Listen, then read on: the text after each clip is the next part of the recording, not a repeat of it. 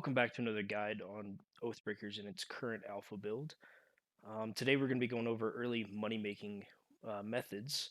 To start out, we're just going to start with the easiest, which is going to be yellow fruits. You can find these on bushes throughout town and the surrounding areas, and they can be recycled for money. Just as easy as that. So currently I have 70, I have 77.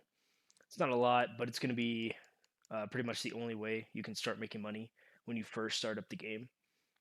Um, with this method, you want to get roughly 150 before you start doing other things. But as you can see more here, this is a rotten fruit. They're not really worth recycling, as they only get you like 1 to 3 SP per recycle. That being the case, if you are using the yellow fruit for other methods, then you're going to want to take these and just throw them away, just so they despawn. Now, once you get about 100, 150 SP, a good way to start making more money is to come over to either the woodcutting shack or the blacksmith shop and get either a hatchet or a pickaxe.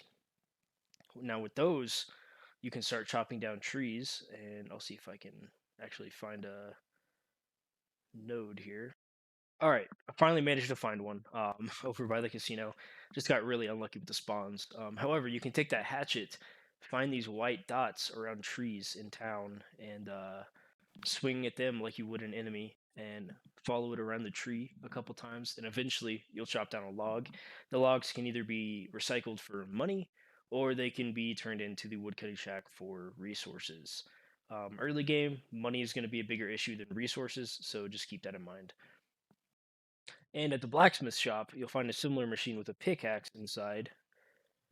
Pickaxes are used the exact same way as hatchets. However, they are further outside of town. Generally, there's fewer of them, and they're usually surrounded by enemies. So that being said, I think that for newer players, a hatchet and cutting wood is probably a better option.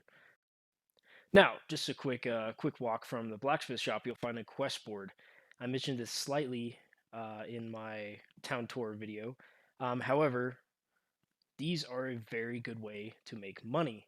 That being said, they do require a little bit of capital because there are some harder quests that might give 20,000 SP. However, they're going to take a significant amount of time and effort to complete. You will always make a profit off the quest, but for an early game player, it's going to be very hard to make 3 tier 3 earth staffs. So, what you're going to do is get some money built up, and you'll just hit this button to recycle missions. Right now, I have 2 tier 1 poison potions. I'm not going to recycle that because that's a super easy quest. It'll probably cost me about 80, 80 SP total, and I'll get 360 and a challenge point that I can use to buff upgrade chances. So, good, easy quest. And for those of you who aren't aware, Poison Potion is literally just a vial of water and a mushroom like this one that you can find spawned in the world or get as drops off of enemies. So, quests are a very good way to make SP, and they're also pretty, they're not entirely necessary for playing the game. However, the challenge points make the game a lot easier. So, on that note, enemies. Um, there are 2 enemy spots that are probably the easiest to rotate between. One is directly down this road towards the shack that sells the bones and the hatchet, bludgeon, and warhammer. Just past that shack off to the left, there will be an enemy that you can fight. I'll go over combat in more detail in the next video. However, that is also a good way to make money in the early game. Enemies tend to drop a lot of good materials, like the shackle, which can be smelted for 40 metal, or it can be sold for about 250 SP. So, that being the case, either one of those is a good way to make money. There's also another enemy. If you keep going straight where the path splits off, you'll eventually run into him out in the forest. There's also a mining node, pretty much opposite side of that tree if you keep going. So keep that in mind. Another good way for early game money is harvesting resources in the world. So in town, there are two resource spots that I know of. So one's going to be right here. It's going to spawn a reef reed underneath the water. It's just like a little green leafy plant. Um, so you can recycle that for, I think it's usually like 30 to 40 SP. So if it spawns for you, that's awesome.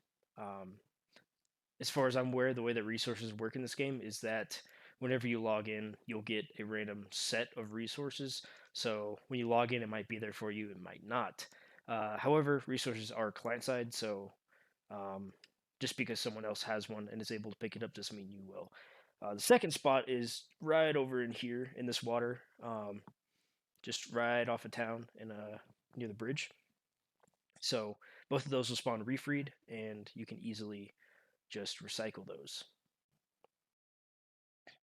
All right. The last way we're going to talk about making money today is potion making. So you'll come over here to the potion shack that you saw in the town tour video. Um, if you didn't watch that video, just come across a bridge, and it's the first building on your left. It's blue. So I have a yellow fruit here, which I will show you. It's probably the easiest way to actually make potions. So you'll just come over here, buy a vial of water. It's 10 SP, right? You'll just place it on there, and you want to have a reagent in here. So it starts with a 60% chance of success. It's definitely possible to fail. So 5 SP total, right? 15 SP makes a random potion. See if I succeed. Of course I don't. But you don't lose your vial of water. So, in that case, I will just go ahead and use my mushroom here to make a. Oh, that's weird.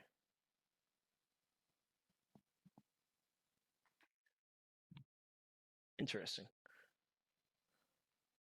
There we go. Okay. Had to reset that. I'll submit that bug report.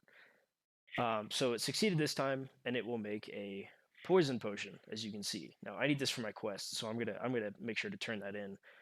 However, if you use the yellow fruit, it'll create a random potion.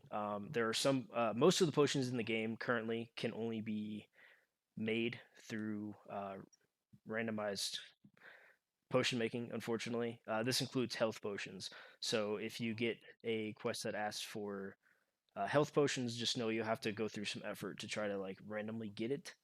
But that being said, it's not the worst thing in the world because it cost me 15 to make, 20 technically because I failed once. But I just take this, toss it in that recycler right there, and I get 40 SP.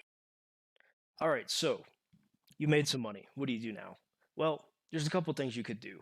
You could start banking it so that if you die, you won't lose any, or you can start spending it on useful upgrades.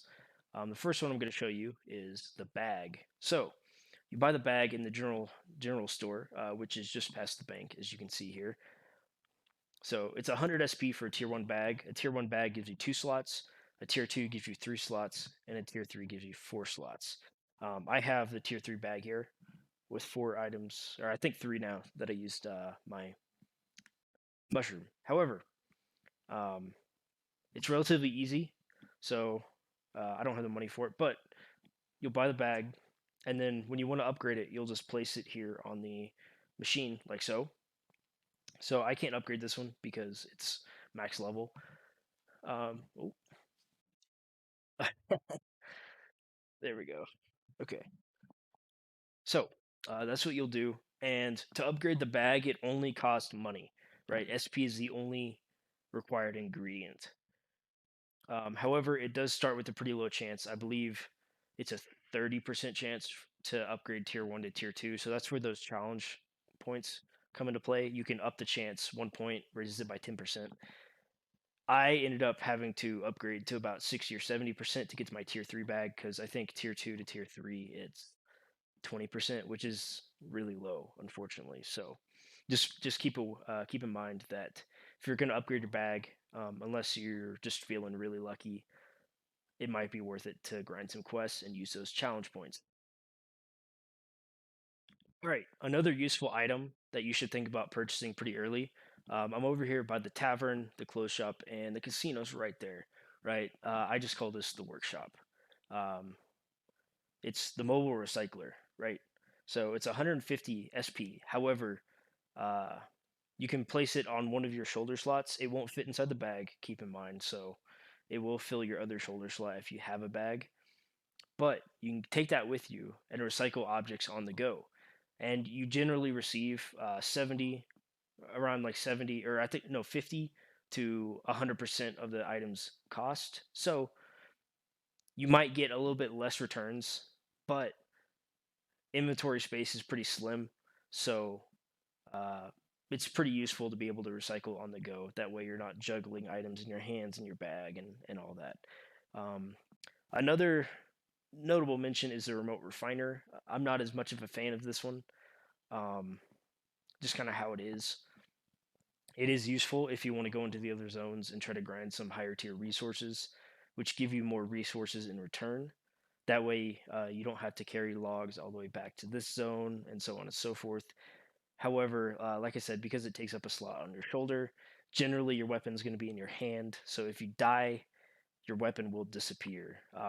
Your weapon, if you die, it'll go to an empty shoulder slot. However, since this doesn't fit in the bag, and generally you're going to want a bag with you, uh, your weapon's going to disappear. Also, note since I'm already here, armor. I mentioned this in my town tour, but armor is really good. It's a second health bar. 100 SP for 100 armor can last you a good little bit if you're not really great in combat. It might be worth it just to kind of use while you're learning and you're getting used to the enemy attack patterns. All right, the last thing I'm going to talk about today is the casino. I didn't mention this in the actual money making part because I don't think it's a good way to make money. However, if you're feeling lucky and you got some money to spend, there are worse things you could do. I came in here and I used 200 SP and I managed to get the jackpot on my second try. So I got really lucky there, and I did gain 600 SP since I used 200. However, I will say that with a 10% chance of success, that's really shit. It is what it is. It's a really low percentage chance. There are a lot of things that I failed tens of times at 20 or 30% chance. So just keep in mind, 10% is a really low chance to actually win. Like realistically, it's 1 out of 10, but it could be way worse than that. So I wouldn't come in here to try to make money. I would come in here once you have a lot of money to spend. And this one I haven't even tried yet. However, again, I don't think it's really worth it. 1,000 SP is a lot. So you can use the casino to make some money. However, I wouldn't use it as your primary money making method. All right, guys, that's going to be it for money making in the early game. Unfortunately, the game is currently in development, so it's not like there's a lot of like mid game or late game stuff to do right now. But this will help you get started and help you start building progress through the alphas now that progress is concurrent in the updates. Nothing gets wiped in between, as far as I'm aware. However, there might be a wipe in the future. But that being said, learning how to make money now and making money now can be useful for the future. In the next video, we'll be going over combat mechanics and attack patterns and stuff like that. If you're having trouble killing your first enemy, I will go over it pretty in depth and show you what I do to get easy, quick kills.